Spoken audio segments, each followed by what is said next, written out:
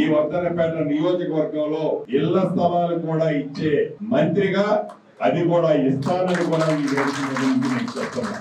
100 పడకల హాస్పిటల్ కట్టించే బాధ్యత నాదే. 200 కోట్ల రూపాయలతో ఇంటిగ్రేటెడ్ స్కూల్ ఏదైతే శాంక్షన్ అయి ఫౌండేషన్ వేసామో అది కూడా టెండర్ అయింది. పనులు అతి కొద్ది రోజుల్లోనే మొదలవుతాయి.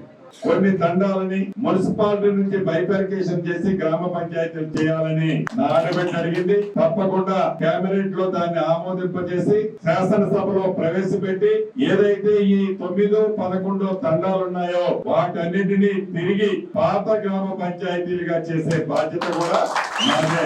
నా బంజారా సోదరులకి మీ సంఘానికి సంబంధించి బంజారా భవన్ కట్టడానికి 2 కోట్ల రూపాయలు శాంక్షన్ చేపిస్తా. ఈ ఎలక్షన్ ఈ ఎన్నికల్లో ప్రతి అభ్యర్థి ఒక రేవంత్ రెడ్డి లాగా, ప్రతి నాయకుడు ఒక శ్రీనన్ను లాగా కష్టపడి పనిచేసి మంచి మెజార్టీతో అభ్యర్థుల్ని గెలిపించాలని మనస్ఫూర్తిగా కోరుకుంటూ మీ అందరి దగ్గర సెలవు.